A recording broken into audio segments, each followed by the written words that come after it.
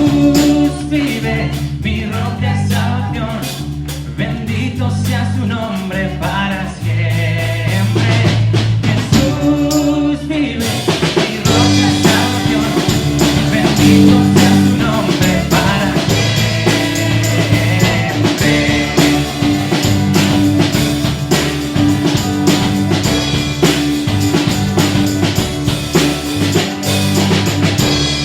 Amén.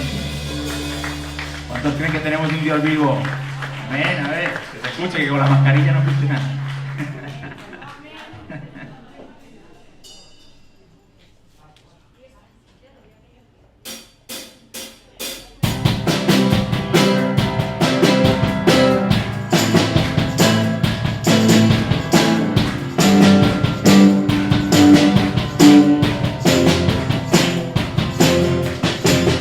Mi vida ante tus pies, es el que necesito.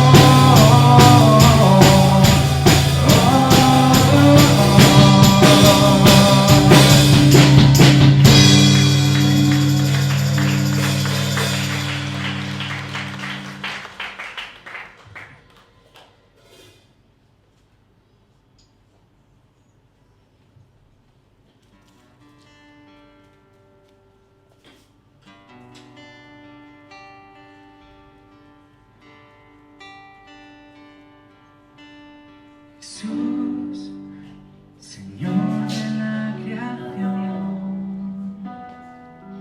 siendo en forma de Dios, se despojó de sí mismo, tomó la semejanza de hombre, y siendo puro y sin mancha, entre nosotros vivió, y asimismo se humilló, tomando forma de siervo, hasta su vida entregar, y en una cruz terminar. Mas Dios a los sumos lo exaltó, y su nombre engrandeció, para que ante su autoridad toda rodilla se doble y toda lengua confiese que Jesús es el Señor. Jesús, Señor de la creación, siendo en forma de Dios, se despojó de sí mismo, tomó la semejanza de hombre, y siendo puro y sin mancha,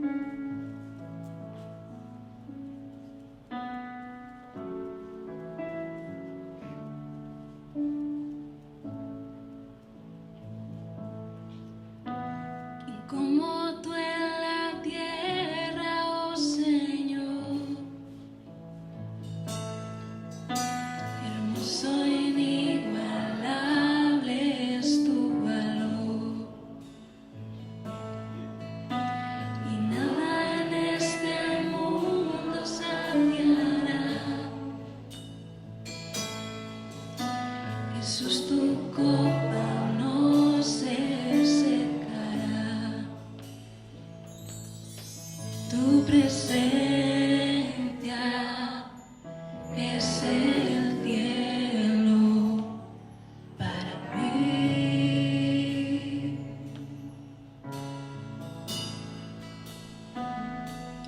Tu presencia es el cielo para mí.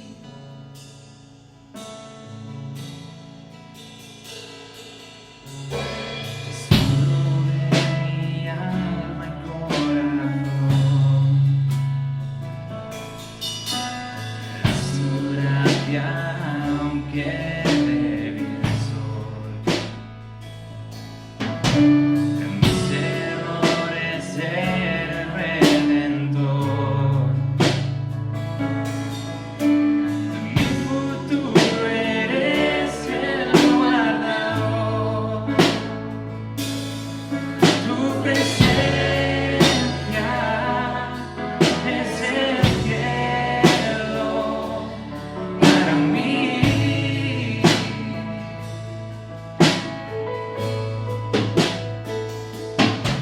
Tu presencia es el cielo para mí.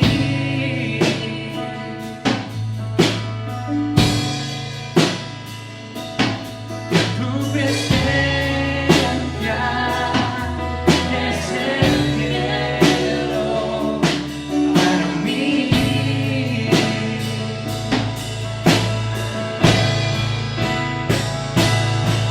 Tu presencia es el cielo para mí.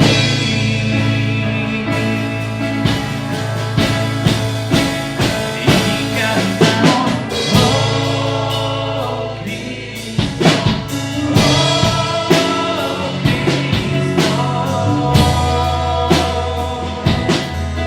tu presencia es el cielo para mí. Oh Cristo,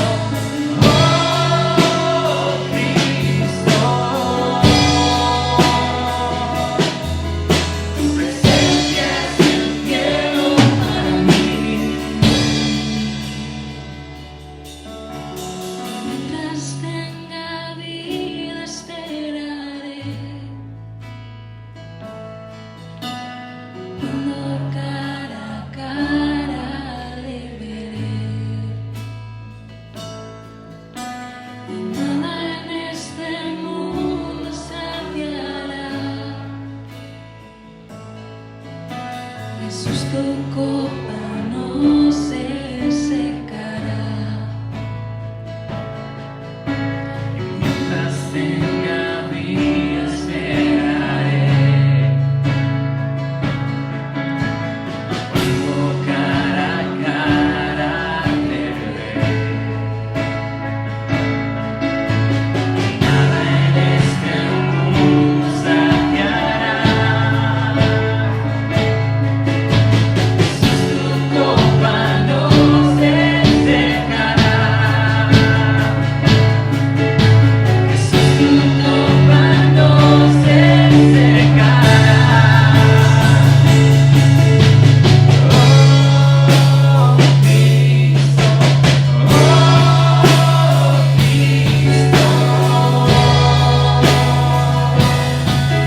tu presencia es el cielo para mí. Oh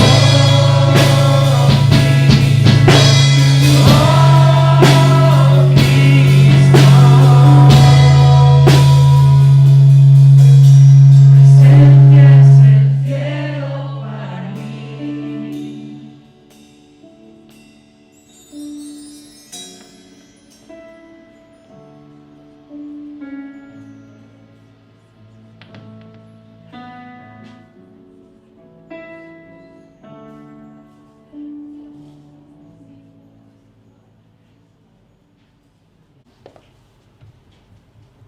Bueno, vamos a continuar, os podéis sentar.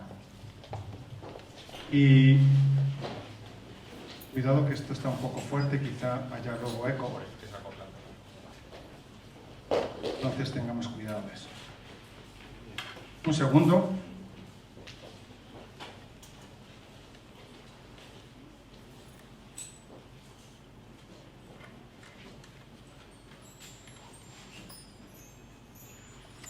Muy bien. ¿Qué tal estáis? ¿Estáis muy bien? Charro. Bien. Pues,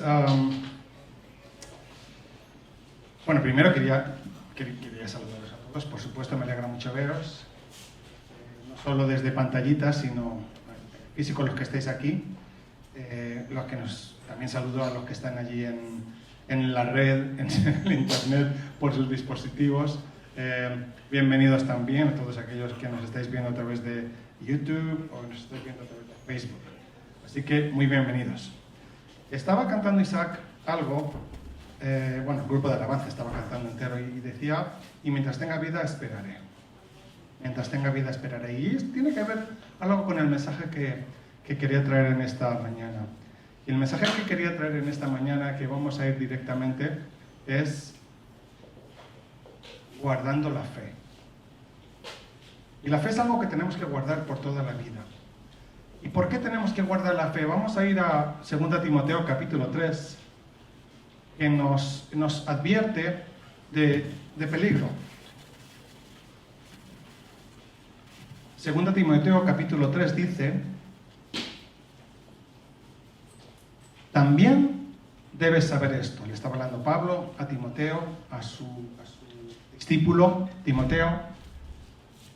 Pablo tenía una relación muy especial con su discípulo Timoteo y le habla derramando todo su corazón. Le dice, también debes saber esto, que en los postreros días vendrán tiempos peligrosos, porque habrá hombres amadores de sí mismos, avaros, vanagloriosos, soberbios, blasfemos, desobedientes a los padres, ingratos, impíos, sin afecto natural, implacables, calumniadores, intemperantes, crueles, aborrecedores de lo bueno, traidores, impetuosos, infatuados, amadores de los deleites más que de Dios, que tendrán apariencia de piedad, pero negarán la eficacia de ella. A estos evita.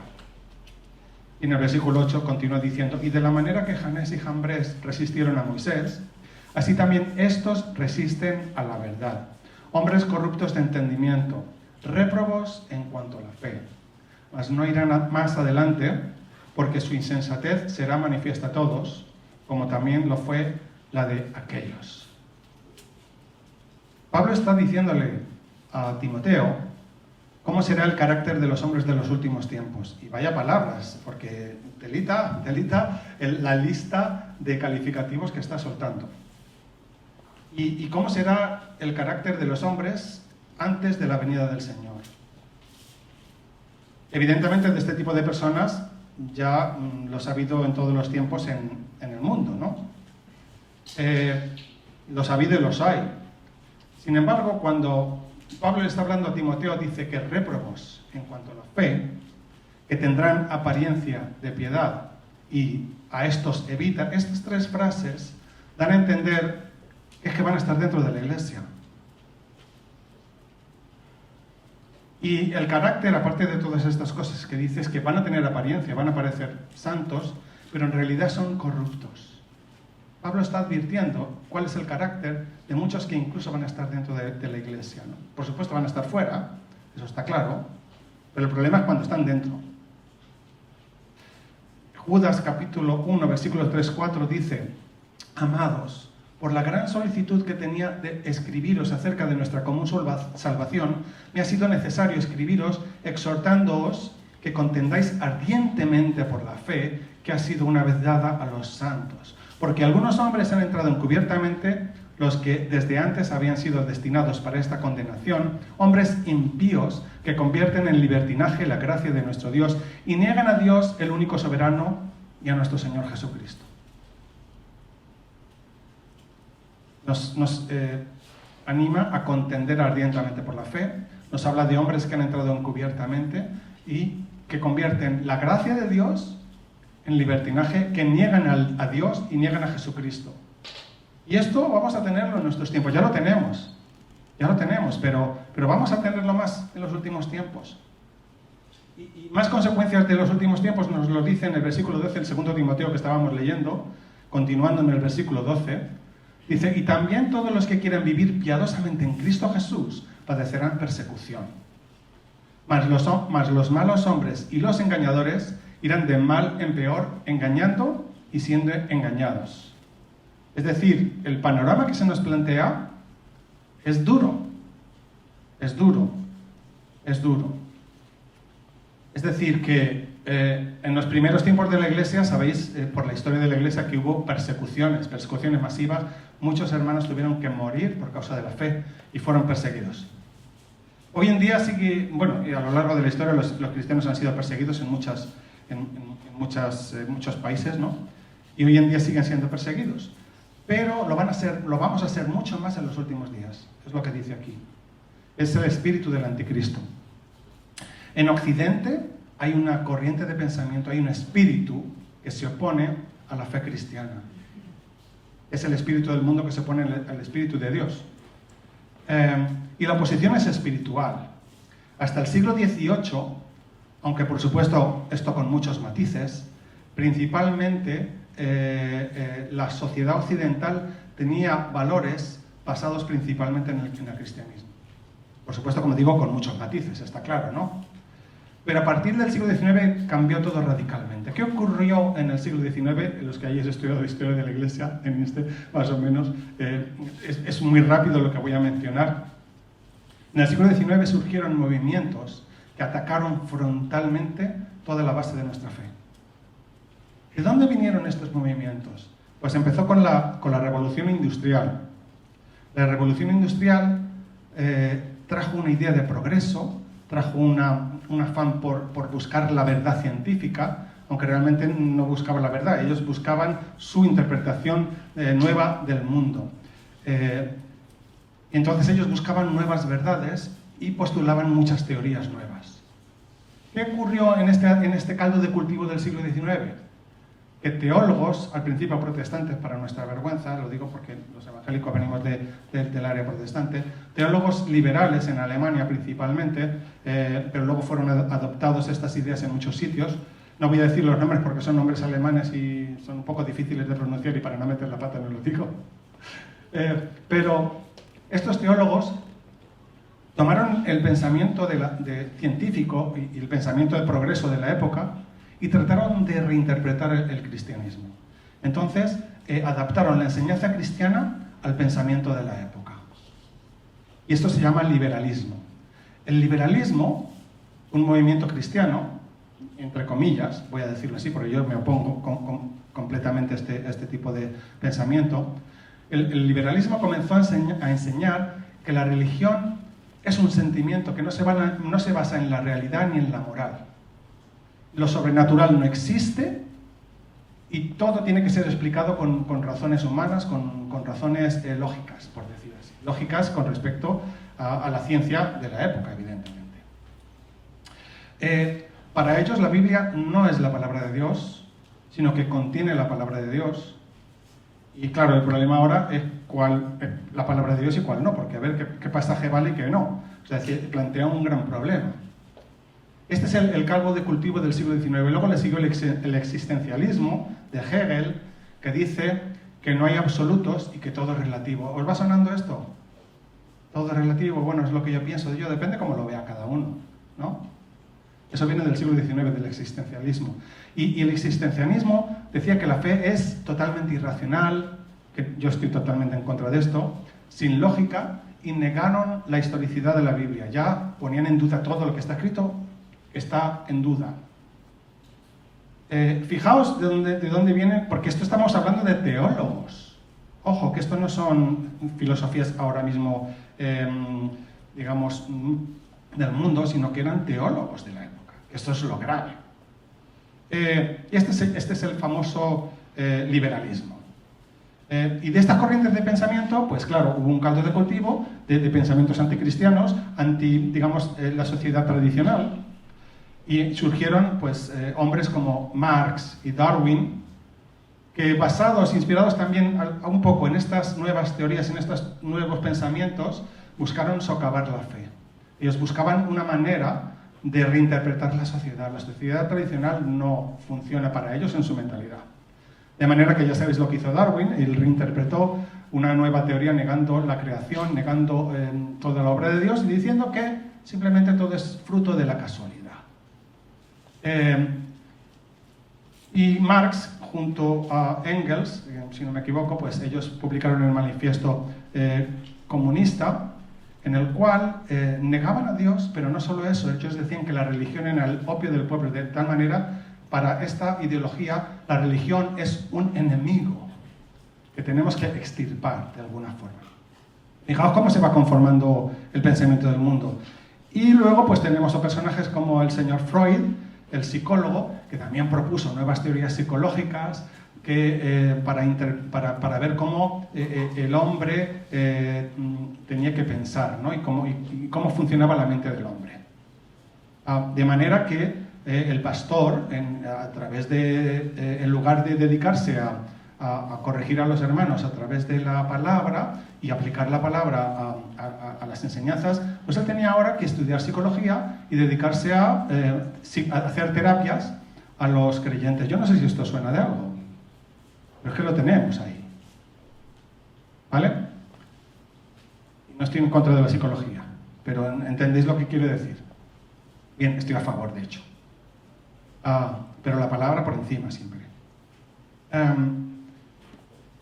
A pesar de que en el siglo XX se descubrieron innumerables hallazgos, tanto científicos como arqueológicos, que reforzaban la veracidad de las escrituras de una forma impresionante y que han refutado las teorías de Darwin, que han tenido que readaptarlas y maquillarlas y tal, el mundo ya había dejado de considerar la Biblia como palabra de Dios.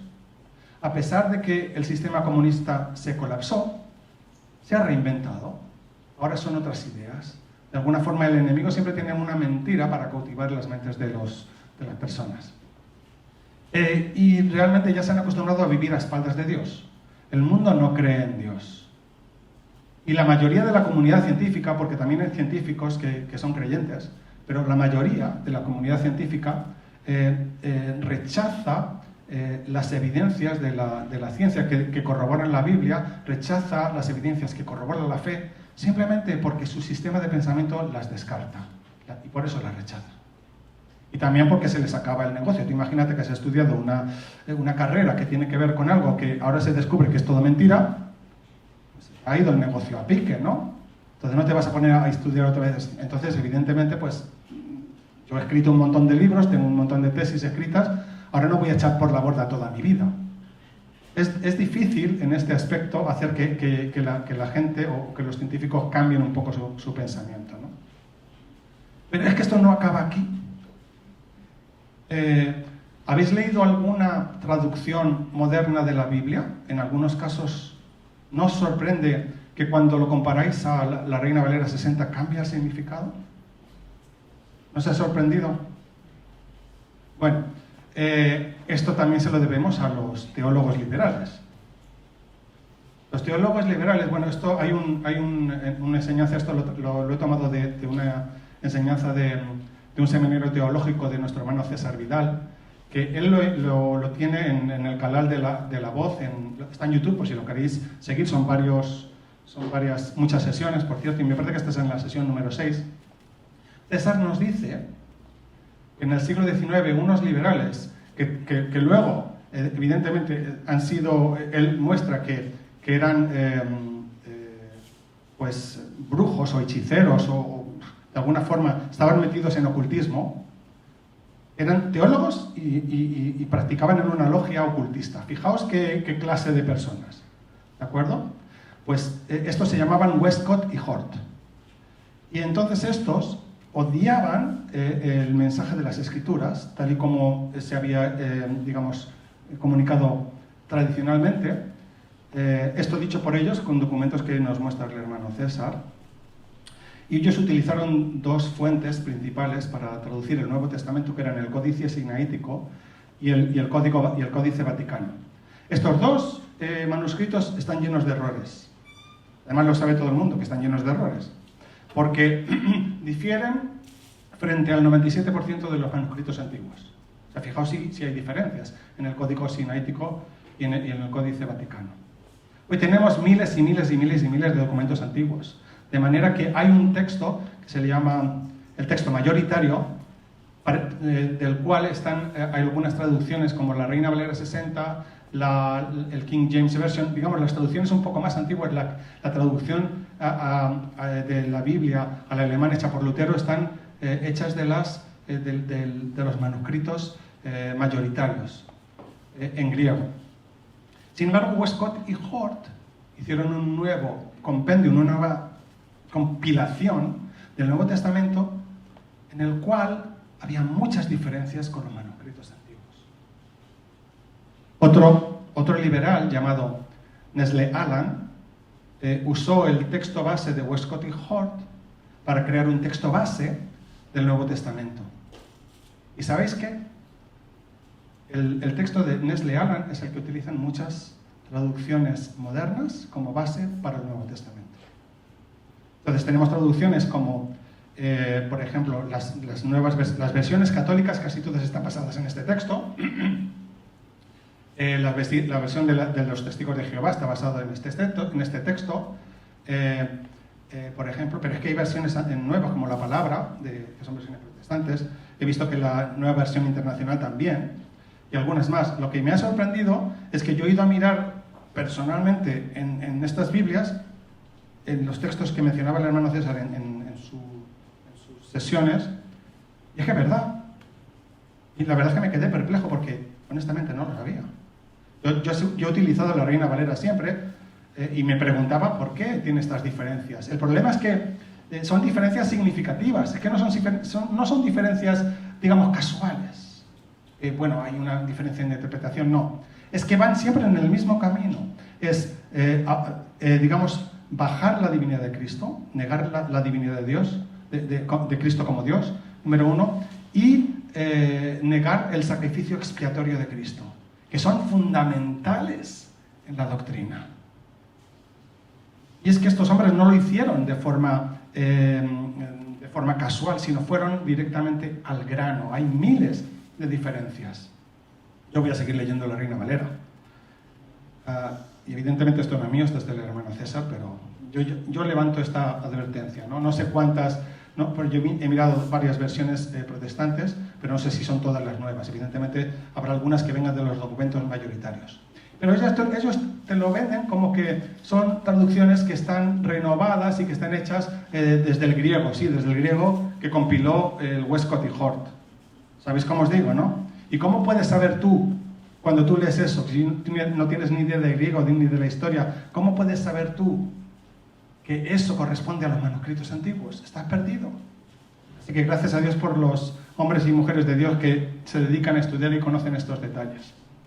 Así que fijaos en el momento en el cual nos enfrentamos con movimientos de pensamiento muy agresivos. Nuestra fe está bajo ataque.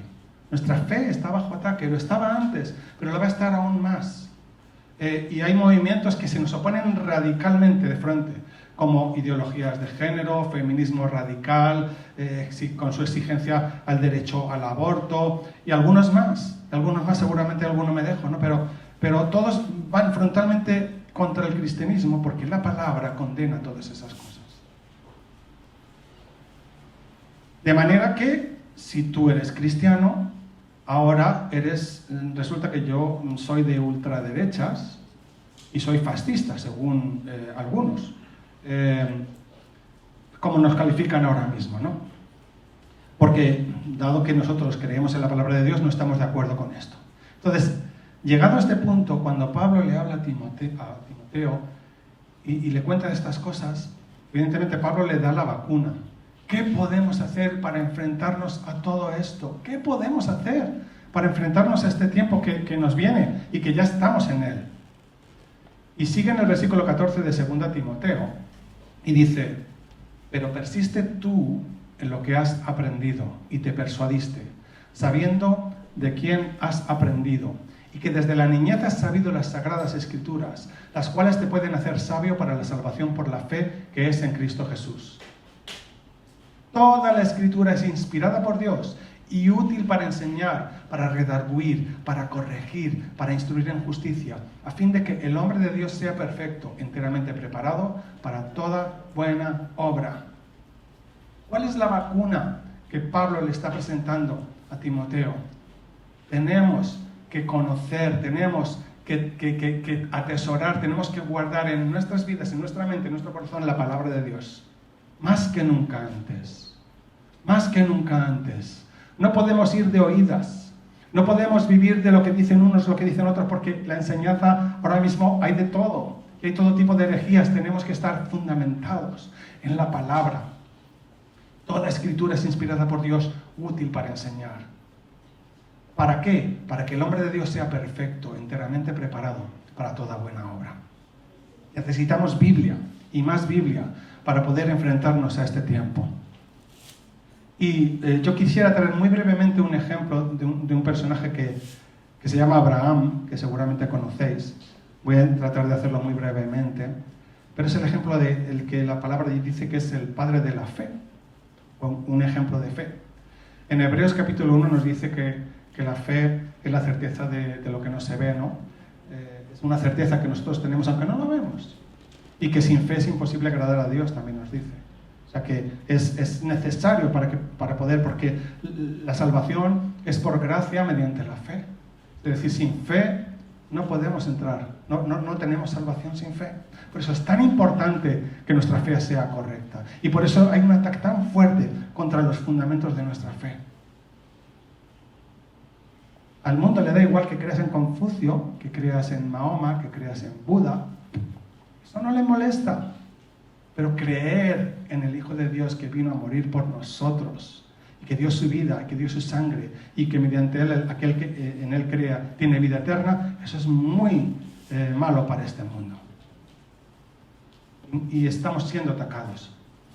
¿Y qué nos dice de Abraham? Abraham, Hebreos 11, capítulo 11, versículo 8 en adelante, dice: por la fe, está hablando de Abraham, por la fe Abraham, siendo llamado, obedeció para salir al lugar que había de recibir como herencia, y salió sin saber a dónde iba. Por la fe, versículo 9, habitó como extranjero en la tierra prometida, como en tierra ajena, morando en tiendas con Isaac y Jacob, coherederos de la misma promesa, porque esperaba la ciudad que tiene fundamentos, cuyo arquitecto y constructor es Dios. Por la fe, también la misma Sara, siendo estéril, recibió fuerza para concebir y dio luz aún fuera del tiempo de la edad, porque creyó que era fiel quien lo había prometido.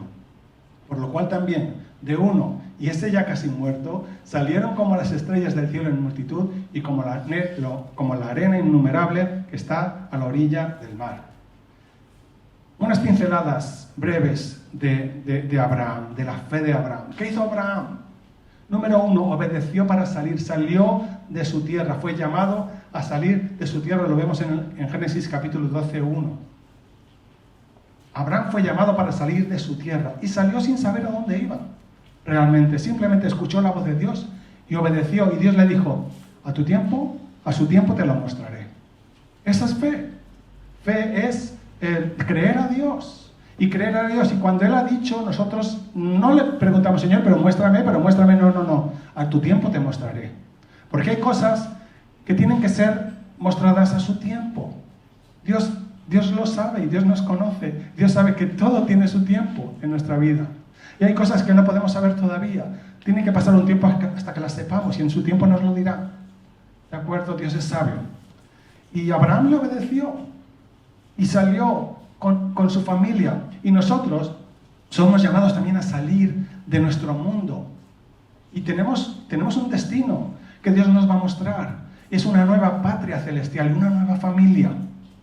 Así que, primer consejo: escucha el llamado de Dios, sal de tu mundo y Dios te dirá a dónde ir. Número 2, habitó como extranjero, versículo 9. Él no se conformó al mundo de su tiempo, como dice Hebreos 12, versículo 1 y 2, no os conforméis a este mundo, dice.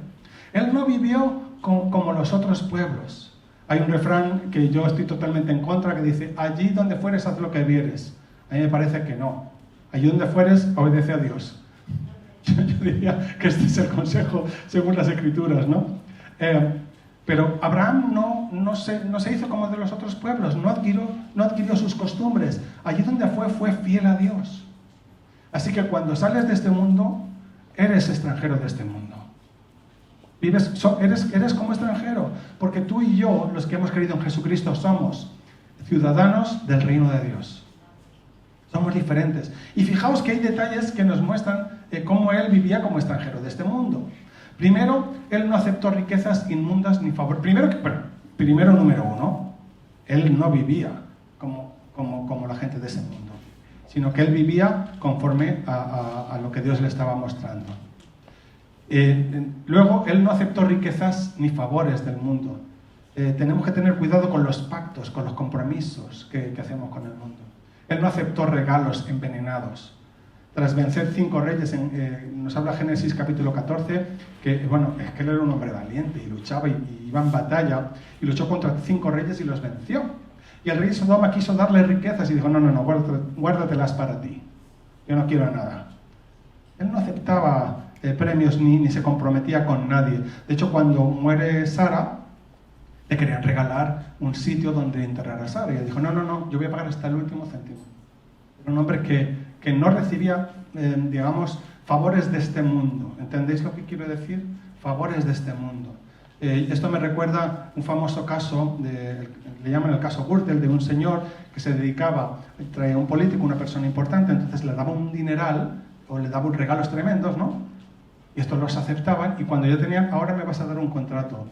Pero bueno, ¿cómo te voy a dar? Sí, me vas a firmar un contrato porque es que yo te he regalado esto y ahora tú estás pringado conmigo.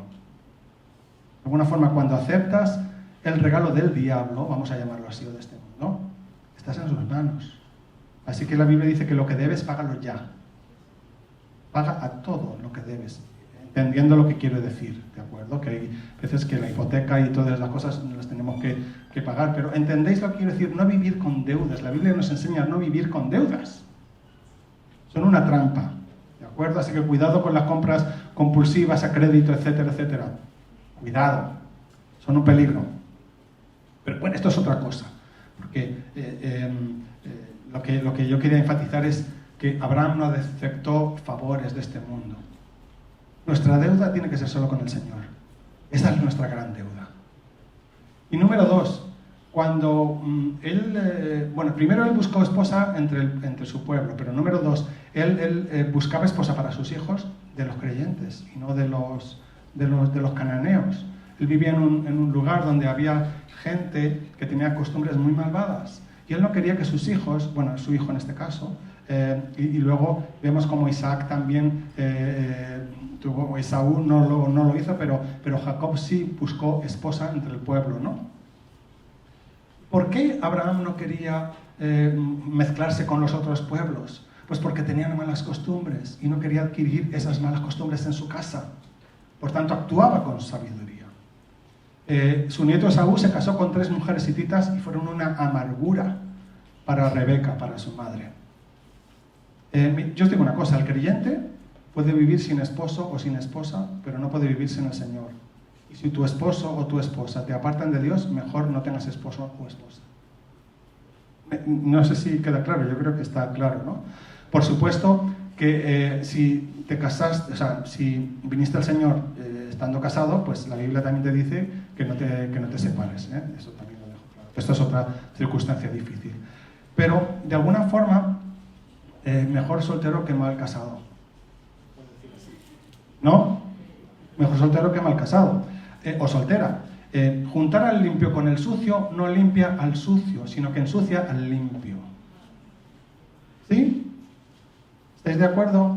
Mezcla lo limpio con lo sucio y lo tendrás todo sucio. Así es como funciona. Y al sucio solo hay algo que le puede limpiar. La sangre derramada por el Cordero inmolado en el Calvario, la sangre de Jesucristo. Es el único ser, Dios hecho hombre, el único que puede limpiar las vidas de las personas. Tú no lo puedes hacer.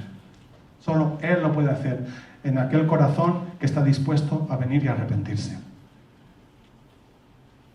Otro detalle de Abraham tuvo hijo de una estéril. Bueno, esto es evidentemente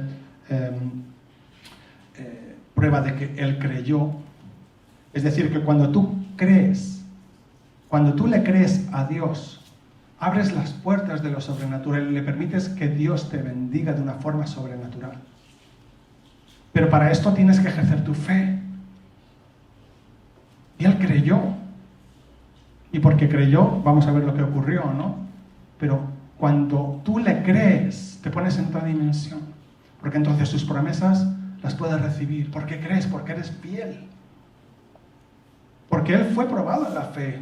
Nos dice en el versículo 17 de lo que hemos leído de Hebreos, por la fe Abraham, cuando fue probado, ofreció a Isaac.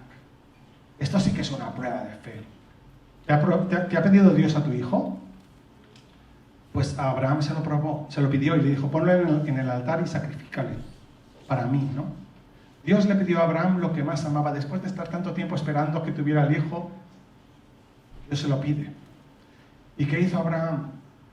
Él lo subió al altar y lo entregó como sacrificio a Dios, porque creía de tal forma a Dios. Luego Dios ya, una vez que fue probado y Abraham demostró que creía en Dios, dijo, no, yo voy a proveer, y trajo un cordero y se sacrificaron. Yo creo que el sacrificio de Isaac es un tipo de Jesucristo. Dios sí que sacrificó a su hijo por nosotros, a su unigénito. ¡Wow! Es impresionante, os digo. Y como Él sacrificó lo que Él más quería, a veces Dios nos prueba también, pidiéndonos que sacrifiquemos lo que más queremos. A lo mejor no con la muerte, sino que renunciamos a muchas cosas.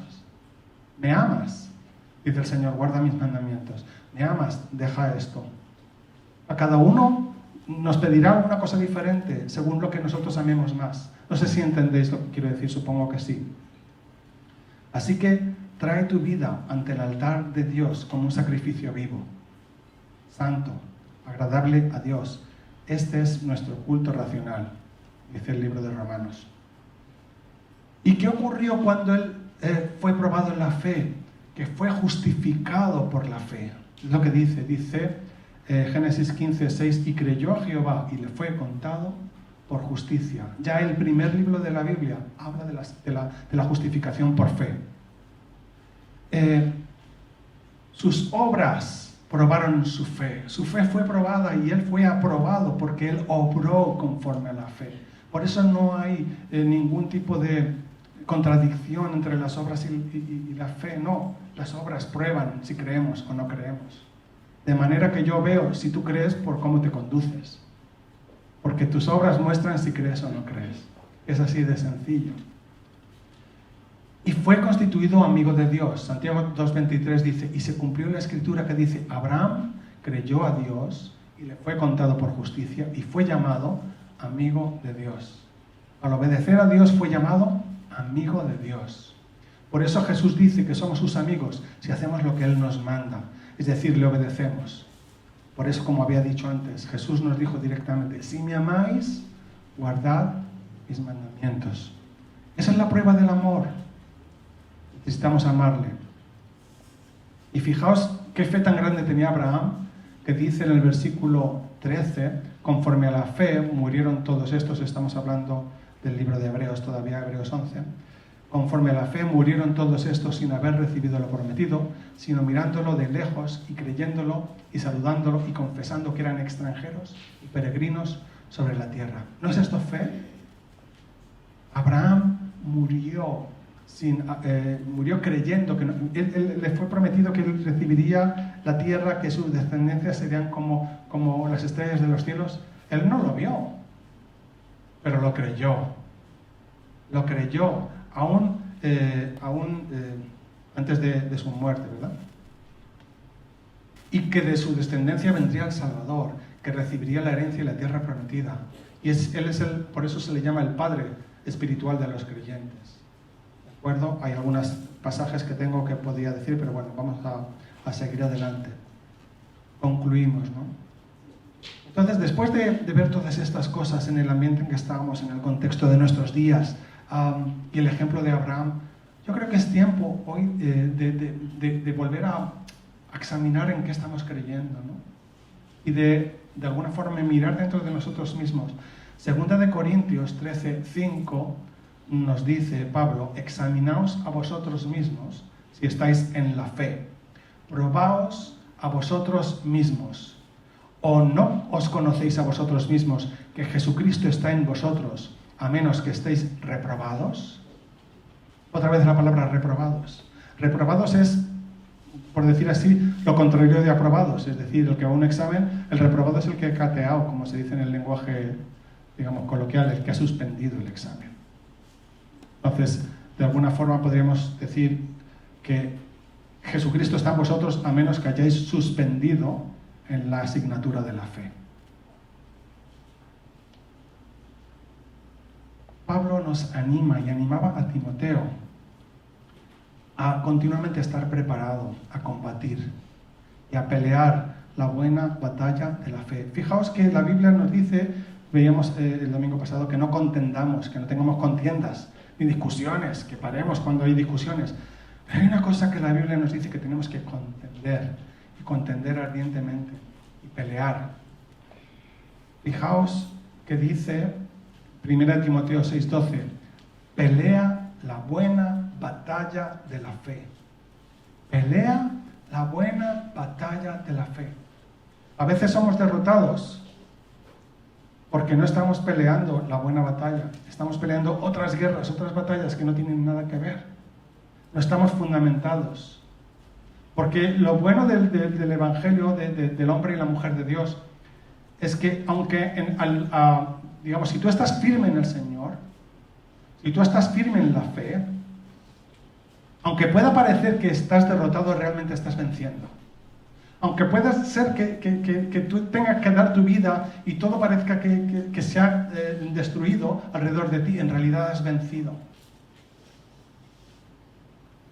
Y Pablo le dice a Timoteo, pelea la buena batalla de la fe. Y en el capítulo 4 de 2 Timoteo se lo vuelve a decir. Se lo dice de otra forma. Pablo le dice que ya su tiempo está, cuando escribe 2 Timoteo ya le quedaba muy poco. Pablo ya sabía que su tiempo en este mundo había terminado. Y él está ya dándole los últimos consejos a Timoteo. Y le dice, 2 Timoteo 4, versículos 7 y 8, dice, he peleado la buena batalla, he acabado la carrera, he guardado la fe.